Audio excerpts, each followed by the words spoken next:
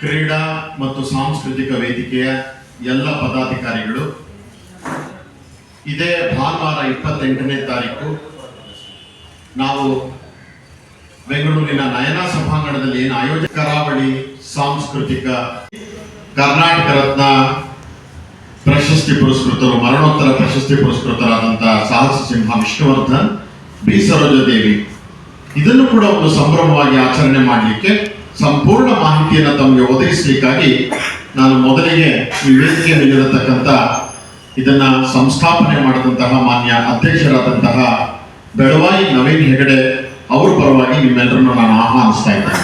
R Venkataraju, ನಾನು ಕೂಡ ತಮ್ಮೆಲ್ಲರನ್ನ ಹೃತ್ಪೂರ್ವಕವಾಗಿ ಬರಮಾಡ್ಕೊಳ್ತಾ ಇದ್ದೇನೆ. ನಿಟ್ಟಿನಲ್ಲಿ ಇದರ ಮೊದಲ ಕಾರ್ಯಕ್ರಮ ಉದ್ಘಾಟನಾ ಸಮಾರಂಭವನ್ನು ನಾವು ನಯನದಲ್ಲಿ ಏರ್ಪಡಿಸಿದ್ದೇವೆ. ಭಾನುವಾರ 28ಕ್ಕೆ 10:30ಕ್ಕೆ ಸರಿಯಾಗಿ ಈ ಕಾರ್ಯಕ್ರಮ ಉದ್ಘಾಟನೆ ಆಗುತ್ತೆ. 10:30ಕ್ಕೆ ಪ್ರಾರಂಭ ಆಗಿ ರಾತ್ರಿ 7:30ರವರೆಗೂ ಕೂಡ ಕಾರ್ಯಕ್ರಮ ಇರ್ತದೆ. ಈ ಒಂದು ಕಾರ್ಯಕ್ರಮದಲ್ಲಿ ಸಭಾಧ್ಯಕ್ಷತೆಯನ್ನ ಮಾನ್ಯ ದಿನೇಶ್ ಗುಂಡೂರಾವ್ ಅವರು ವಹಿಸಲಿದ್ದಾರೆ. ಉದ್ಘಾಟನೆಯನ್ನ ಶಿವರಾಜ್ ತಂಗಡಿಗೆಯವರು ಮಾಡಲಿದ್ದಾರೆ.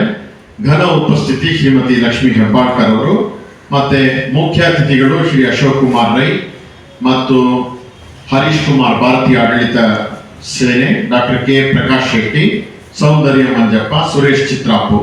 ವಿಶೇಷ ಆಹ್ವಾನಿತರಾಗಿ ಹಿರಿಯ ಲೇಖಕರು, ಪತ್ರಕರ್ತರು ಕೆಂಚನೂರು ಶಂಕರ್ ಅವರನ್ನು ಆಹ್ವಾನ ಮಾಡಲಿದ್ದಾರೆ. ಜೂನಿಯರ್ ವಿಷ್ಣುವರ್ಧನ್ ರವರು ಮಾಡೋದು ನಿಮ್ಮೆಲ್ಲರ ಒಂದು ಆಶಯದೊಂದಿಗೆ, ನಿಮ್ಮೆಲ್ಲರ ಸಹಕಾರದೊಂದಿಗೆ ಇದು ವಿದ್ಯುಕ್ತವಾಗಿ ಹೊರಹೊಮ್ತಾ ಇದೆ. ಸಿಗದೆ ಇರೋ ಒಂದು ಕಾರಣಕ್ಕೆ ಕೆಲವು ಟ್ಯಾಲೆಂಟ್ಸ್ ಅಂತೂ ಹಂಗೆ ಹೋಗ್ತಿದೆ. So we are trying to give the opportunities for people who are not able to get this. So ಅದಕ್ಕೋಸ್ಕರ ಈ ವೇದಿಕೆನ ನಾವು ಸ್ಟಾರ್ಟ್ ಮಾಡಿರೋದು, ಅದರಲ್ಲಿ ಮೇನ್ ಉದ್ದೇಶ ಆಗಿರೋದು. ಈಗ ಈ ಸ್ಪೋರ್ಟ್ಸ್ ಮತ್ತೆ ಕಲ್ಚರ್ ಪ್ರೋಗ್ರಾಮಿಗೋಸ್ಕರ ಈ ಒಂದು ವೇದಿಕೆ ರೆಡಿ ಮಾಡ್ತಿದ್ದಾರೆ. ಇದು ನನ್ನ ಮೇನ್ ಮುಖ್ಯ ಉದ್ದೇಶ. ಈಗಿನ ಯಂಗ್ಸ್ಟರ್ಸ್ಗೆ ಒಂದು ವೇದಿಕೆ ಬೇಕು ಅಂತ, ಒಂದು ಸ್ಪೋರ್ಟ್ಸ್ ಆಗಲಿ ಕಲ್ಚರ್ ಆಗಲಿ ಒಂದು ವೇದಿಕೆ ಬೇಕೆಂಬ ಉದ್ದೇಶದಿಂದ ಇದನ್ನು ಪ್ರಾರಂಭ ಮಾಡ್ತಿದ್ದೇವೆ. ಯಂಗ್ಸ್ಟರ್ಸ್ನ ಮನಸ್ಸಲ್ಲಿ ಇಟ್ಕೊಂಡೇ ನಾನು ಸ್ಟಾರ್ಟ್ ಮಾಡ್ತೇವೆ. ಈಗ ನಾವು ಸ್ಟಾರ್ಟ್ ಮಾಡಿರ್ಬೋದು, ಬಟ್ ಒಂದಲ್ಲ ಒಂದಿನ ಮುಂಚೆ ಯುವಕರಿಗೆ ಒಂದು ನಮ್ಮೆಲ್ಲರದು ಏನಂದ್ರೆ ವಿಷ್ಣುವರ್ಧನ್ ಅವರಿಗೆ ಮತ್ತೆ ಸರೋಜಾದೇವಿ ಅವರಿಗೆ ಮರಣೋತ್ತರ ಕರ್ನಾಟಕ ರತ್ನ ಪ್ರಶಸ್ತಿ ಕೊಡಬೇಕು ಅನ್ನೋ ನಾಡಿನ ಅನೇಕರು ಆಗ್ರಹ ವ್ಯಕ್ತಪಡಿಸಿದ್ರು. ನಮ್ದು ಸಹಮತ ಇರ್ತದೆ, ಒಂದಕ್ಕೊಂದು ಇದು ಕೂಡಿ ಬಂತು. ಹಾಗಾಗಿ ಇದರ ಲೋಕಾರ್ಪಣೆಯ ಜೊತೆಗೆ ಇದನ್ನು ಕೂಡ ನಾವು ಮಾಡಿದ್ರೆ ನಮಗೂ ಒಂದು ಮನಸ್ಸು ಸಂತೋಷ ಆಗುತ್ತೆ.